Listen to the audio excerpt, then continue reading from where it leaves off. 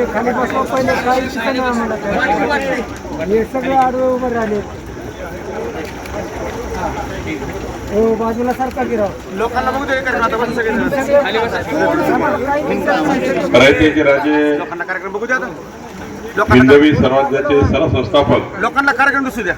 छत्रपती शिवाजी महाराजांना मानाचा मुजरा करतो. सगळ्यांना कार्यक्रम दिसू द्या. सामाजिक समतेचे प्रतीक महामानव डॉक्टर बाबासाहेब आंबेडकरजींना अभिवादन करतो. आपण माणूस आहे. आज मी एका लग्न समारंभाकरता सामूहिक विवाह सोहळ्याकरता मंगेश चिवटेजींनी जे निमंत्रण दिलं त्या निमंत्रणाला आलेलो आहोत. गणेश चिवटेजींनी आमच्याकडे मंगेश चिवटे आठवले. गणेश चिवटेजींनी दिलेल्या निमंत्रणानिमित्त सामूहिक विवाह सोहळ्याला आलो आहे.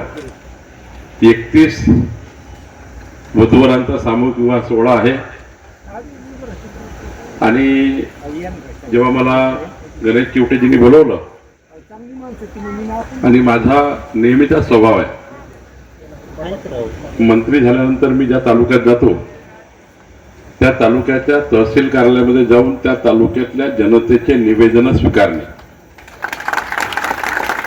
जनतेने मंत्रालयात येणे यापेक्षा मंत्र्यांनी गावात जाणे आणि तालुक्यात जाणे हा अत्यंत महत्त्वाचा या ठिकाणी एक उपक्रम आम्ही सुरू केला. राज्यामध्ये आपल्या सर्वांच्या सहकार्याने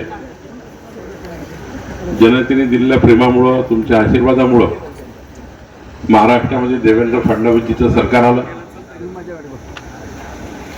महाराष्ट्राच्या 51.78% मतं घेऊन सरकार आलं. महाराष्ट्राच्या इतिहासामधलं सर्वात मजबूत सरकार आलं. 217 आमदार 288 पैकी.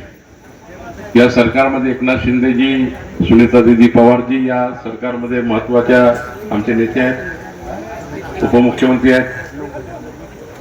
खरं तर राज्यामध्ये सर्वच खाते महत्वाचे आहेत, राज्यातले सर्व डिपार्टमेंट महत्वाचे आहेत, पण 2 खाते महत्वाचे जास्त आहेत. जास्त म्हणजे त्या अर्थाने नाही म्हणत मी, कुणाला वाईट वाटावं, पण अनादी काळापासून इंग्रजाचा काळ असो, मुघलांचा काळ असो, त्या काळापासून बाबा थांब रे, जाधव साहेब पुढे जात नाही, तुम्ही पुढे जाऊ नको. हा, इथे मी निवेदन घेणार आहे जनतेमध्ये.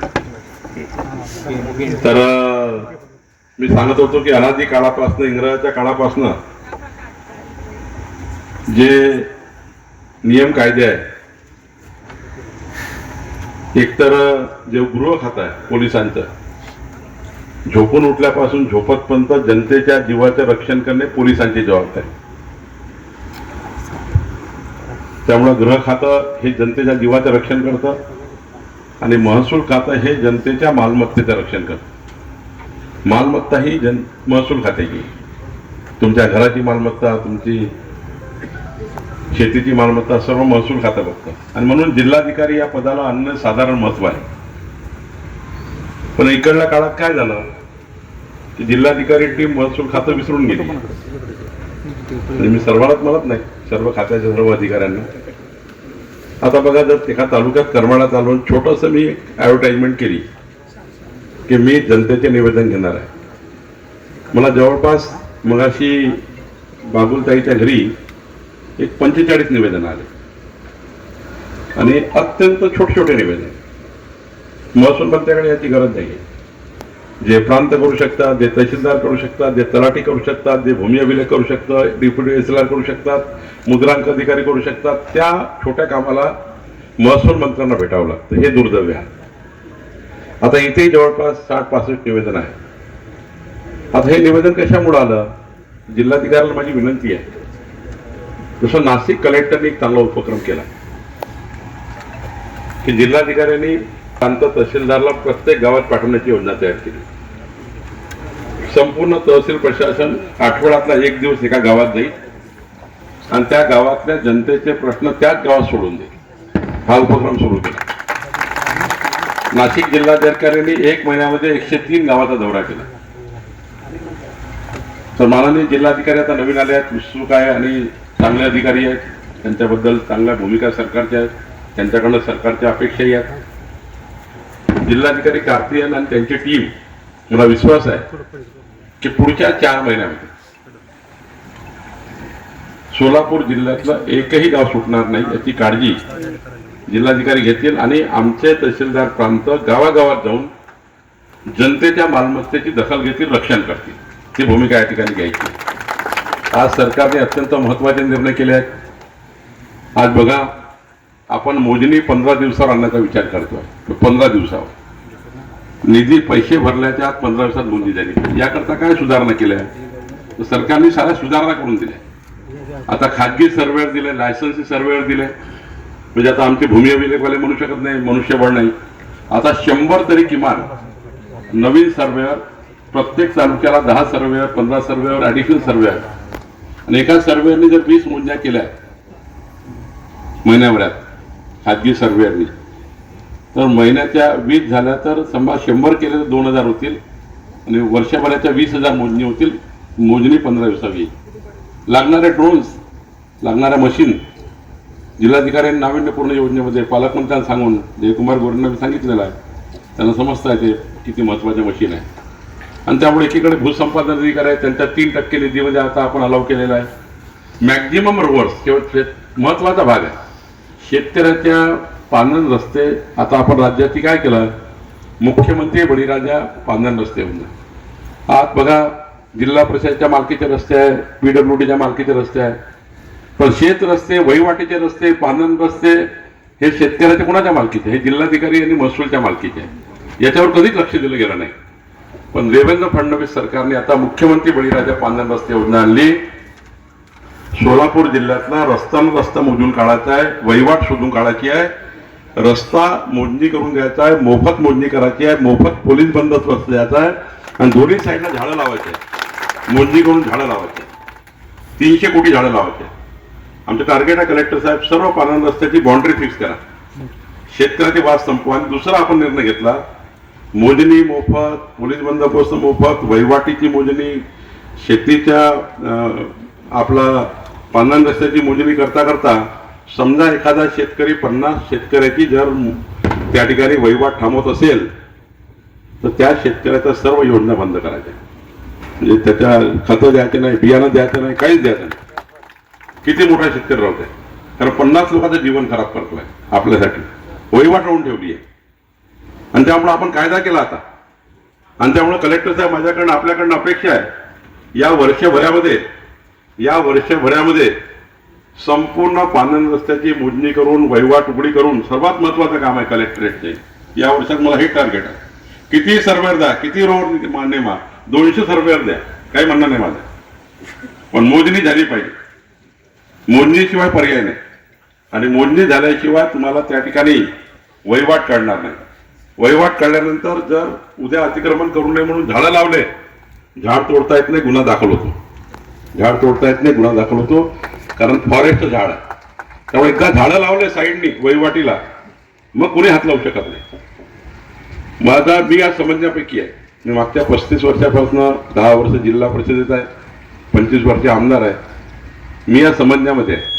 विदर्भातल्या ग्रामीण भागातनं मी आहे, नागपूरवरनं येतो, गडकरी साहेब, मी, देवेंद्रजी. मी हे समजतो, शेतकऱ्याच्या शेतामध्ये पाणी असेल, शेतकऱ्याच्या शेतात 12 तास वीज असेल आणि शेतकऱ्याच्या शेतात जाण्याचा 12माही पक्का रस्ता असेल तर शेतकऱ्याचा मुलगा कधीही नोकरी मागायला जाणार नाही. तो आपल्या शेतीमध्ये 4 पिकं घेतल्याशिवाय नाही. आणि त्यामुळे एकीकडे आपण हा महत्वाचा टास्क घेतला कलेक्टर साहेब, सर्व पांधन रस्त्याची मोजणी झाली पाहिजे. सर्वांना क्रमांक टाकायचे, मोजणीचे क्रमांक टाकायचे, प्रत्येक पांधन रस्त्याला नंबर असला पाहिजे. VRला नॅशनल हायवे क्रमांक आहे, स्टेट हायवे क्रमांक आहे, मग शेतकऱ्याच्या शेतातला नंबर का नाही, त्याचा नंबर असला पाहिजे. मग आता आपल्याला तो नंबर टाकल्यानंतर प्रति शेतकऱ्यांना, प्रत्येक रस्त्यांना 15 लाख रुपये किलोमीटर आपण, पाटील साहेब, आमदार साहेब, आपल्याला 15 लाख रुपये किलोमीटर रस्ता बांधायचा आहे. सर्व रस्ते 12माही करून द्यायचे. पुढच्या 5 वर्षामध्ये शेतकऱ्याचे रस्ते 12माही झाले पाहिजे.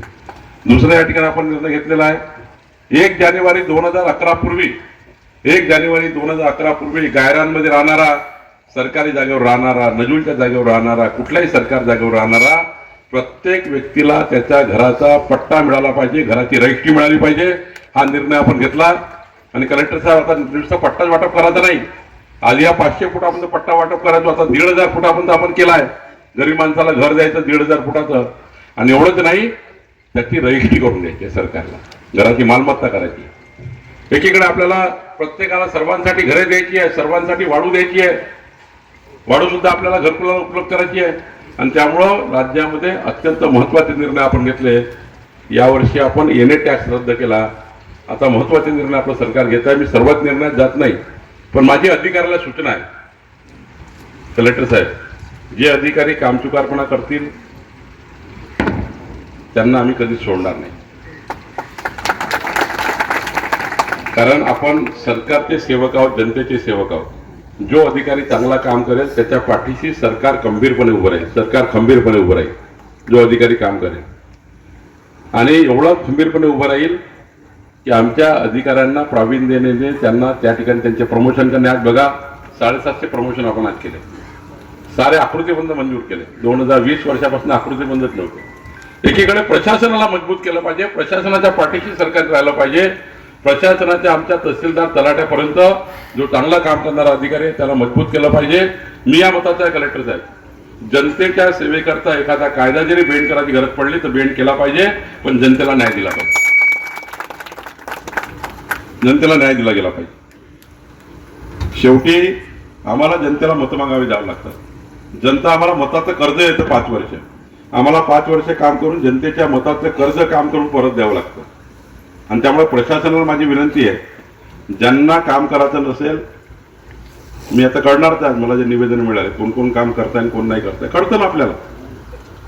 जेव्हा निवेदन येतात तेव्हा कळतं. जर एखाद्या छोट्या तहसीलदारच्या कामाकरता मंत्र्याला लोक भेटायचा अर्थ त्यांनी काम केलं नाही, नियमात होतं. मी नियमाच्या बाहेर सांगणार नाही, पण नियमात असताना जर शेतकऱ्याला न्याय दिला नाही ते योग्य नाही. जे अधिकारी उत्कृष्ट काम करतील त्याचा सन्मान करायला सांगितलं मी. 26 जानेवारीला, 15 ऑगस्टला, 1 मेला आमच्या महसूल अधिकाऱ्यांनी केलेल्या उत्तम कामाचा आम्ही सत्कारही करणार आहे, त्याचा सन्मान करणार, त्याचे बेनिफिट त्यांना देणार, त्यांच्या पाठीशी सरकार उभं राहणार. पण जनतेची हेळसांड करणे, जनतेच्या मानगुटीवर बसणे, जनतेकडनं शेवटी छत्रपती शिवाजी महाराजांचं नाव घेतो आपण, प्रत्येक वेळी मी घेतलं. आता कशाकरता घेतो आपण, का सुरुवात केली? कारण छत्रपती शिवाजी महाराजांनी त्यांच्या राज्यकारभारामध्ये गतिमान, पारदर्शी, लोकाभिमुख सरकार मांडलं. गतिमान, पारदर्शी, लोकाभिमुख. तर आपण छत्रपती शिवाजी महाराज जेव्हा उल्लेख करतो तेव्हा गतिमान, पारदर्शी, लोकाभिमुख सरकार चालवण्याची जबाबदारी प्रशासनाची आणि आपली आहे. जिल्हाधिकारी शासनाचा फेस आहे, चेहरा आहे गव्हर्नमेंटचा. एसपी गव्हर्नमेंटचा चेहरा आहे पोलीस. आता पोलीस या ठिकाणी असतील, या ठिकाणी जर अवैध धंदे सुरू असतील तर लोकांनी कुठे जायचं? सट्टा, जुवा, दारू, मटका चालू असेल तर लोकांनी कुठे जायचं? आपली जबाबदारी आहे सरकारची. आणि त्यामुळे महामानव डॉक्टर बाबासाहेब आंबेडकरचं नाव घेतो. काय म्हटलं, महामानव डॉक्टर बाबासाहेब आंबेडकरांचा आपण सन्मान करतो, आपण त्यांची काय प्रेरणा घेतो? तर महामानव डॉक्टर बाबासाहेब आंबेडकरची प्रेरणा काय? तर समाजाच्या शेवटच्या व्यक्तीचं कल्याण, याकरता बाबासाहेब आंबेडकरांचे नाव आपण घेतो. आणि त्यामुळे माझी विनंती आज आहे, मी निवेदन तर नेणार आहे मंत्रालयात, पण या निवेदनामध्ये ज्यांनी कठोराई केली असेल, तसे कलेक्टर साहेब ज्यांनी इमानदारीने काम केलं असेल त्यांना आम्ही शाबासकी देऊ. आता चांगलं काम केलं, वाढू वाटली. आता ही भूमिका आपण स्वीकारली की घरकुलाला वाढू द्यायची आहे 5 ब्रास. मी एवढंच सांगेल की आजच्या या तुमच्या जे तुम्ही माझ्यावर अपेक्षा ठेवून आल्या, आपण महसूल मंत्र्याला भेटलो तर आपलं काम होईल ही अपेक्षा आहे, तुमची आशा आहे. मी एकच वचन देतो, तुम्ही मला जे काही निवेदन द्याल, तुमची आशा, अपेक्षा, माझ्याकडनं जी तुमची अपेक्षा आहे की बावनकुळेंना निवेदन दिलं तर आमचं सरकार काम करेल, देवेंद्र फडणवीस सरकार काम करेल. मी तुम्हाला वचन देतो, जेवढे निवेदन आहे अधिकाऱ्यांना माझ्या सूचना, माझी सही आल्यानंतर, माझ्याकडनं आल्यानंतर त्याला तात्काळ 3 दिवसात निकाली काढायचा, नाही तर पेंडिंग ठेवायचं नाही. जे नियमात नाही त्याबद्दल आम्ही जबाबदार, आम्ही नियम करू. नियमात नाही तर नियम बदलू. आता देवस्थान इनाम जमिनी, देवस्थान इनाम जमिनीचा कायदा आपण आत्ता महसूलच्या वेबसाईटवर टाकला आहे. अनेक वर्षापासून देवस्थानच्या नावाने जमिनी आहे. देवस्थानाचं नुकसान नाही करायचं आपल्याला, पण जे कुळ आहे, जे वहिवाटदार आहे त्यांचं हित तपासायचं आहे. आणि त्यामुळं त्यांच्यासाठी कायदा आपण आणतोय, देवस्थान जमीन कायदा आणतोय, ज्यातलं देवस्थानाचा हक्क, वहिवाटदाराचा हक्क, कुळाचा हक्क हा ठरला जाईल, याचाही कायदा आपण आणतोय. 155च्या केसमध्ये कलेक्टर साहेब चेक करा, 155चा दुरुपयोग करून आपल्या कलेक्टरेटमध्ये कोणी कोणी बदमाशी केली आहे. 155 फक्त दिलं होतं शुद्ध लोकांची दुरुस्ती करण्याकरता, शुद्ध लेखन दुरुस्ती. म्हणजे सातबारे हे इलेक्ट्रॉनिक सातबार, या ठिकाणी डिजिटल सातबार तयार करताना काही चुका झाल्या असतील तर दुरुस्त करा. पण सरसकटच बेईमानी केली असेल लोकांची, याचं घर त्याच्या नावानं, त्याची शेती त्याच्या नावानं, याची बदमाशी त्याच्या नावानं करून टाकली असेल तर सर्व केससाठी या ठिकाणी आपल्याला पुनर्विलोकनात घ्यायचे आहे. सर्व केस पुनर्विलोकन घ्या. या ईडूला त्या तिकडे पाठवा, आपण या विभागाची ईडू दुसऱ्या विभागात, दुसऱ्या विभागात, तिसऱ्या विभागात द्या. 155 ज्या चुका केल्या अधिकाऱ्यांनी, आता मला भेटले 4-5 लोक, 155च्या चुका ज्या ईडूनी केल्या, तहसीलदारनी केल्या, तुम्हाला निवेदन देता येते. असं करू नका. तुम्हाला जो अधिकार दिला त्या अधिकाराचा दुरुपयोग करून कुण्या माणसाला आत्महत्या करावी लागेल, आपण विचार करा. एक माझी सही, एक जिल्हाधिकारी, तहसीलदार, एडीओची सही, जर कुणा मालमत्तेची छेडखानी झाली गरीब माणसाची, त्याला आत्महत्या करावी लागेल. एक चुकीची सही जनतेच्या जीवाचं रक्षण करतं. एक योग्य सही, योग्य सही जनतेच्या जीवाचं रक्षण करतं. एक चुकीची सही गरीब माणसाला आत्महत्येकडे नेऊ शकतो. ही काळजी विचारात घेऊन सही केली पाहिजे. याची काळजी घेऊन त्या ठिकाणी काम केलं पाहिजे. माझी सर्वांना विनंती आहे, जेवढे निवेदन येतील त्या निवेदनावर आम्ही काम करू. आणि पुढच्या काळामध्ये जो आमच्या सरकारचा विचार आहे, देवेंद्र फडणवीस सरकारचा, की गतिमान, पारदर्शी, लोकाभिमुख सरकार. आणि माझी दुसरी विनंती आहे कलेक्टर साहेब, भ्रष्टाचाराच्या तक्रारी आता यायचा कामा नाही. तर तहसील कार्यालयात एखादा माणूस गेला, मी कोणाबद्दल बोलत नाही, नाव घेऊ, माझ्याकडे तक्रार येतात. एवढीच विनंती आहे, गरीब माणूस ज्या आशेने येतो तो भ्रष्टाचारामध्ये त्याचा जीव जाऊ नये. कुणाला एकही पैसा तहसील कार्यालयात लागू नये, एकही पैसा एडीओ कार्यालयात लागू नये, एकही पैसा कलेक्टरेटमध्ये लागू नये. गरीब माणसाला न्याय द्यायची जबाबदारी आपली आहे. मी पुन्हा एकदा आपल्या सर्व, आपण या ठिकाणी आले, आमच्या सर्व वरच्या पदाधिकाऱ्याचं, आमदार साहेब सर्वांचं, निंबाळकरजी आपलं सर्वांचं मी नाव घेतलं नाही, पण सर्व व्यासपीठाचं मी आभार मानतो. समोरच्या सर्व नागरिकांचे आभार मानतो. तुम्ही आमच्या सरकारवर विश्वास केला आहे, आम्हाला मताचे कर्ज दिलं आहे. आम्ही इमानदारीनं 5 वर्ष तुमच्या मताचे कर्ज, तुमचे कामं करून तुम्हाला अपेक्षा आणि आशा तुमच्या पूर्ण करू, एवढं वचन मी तुम्हाला देतो. खूप खूप धन्यवाद.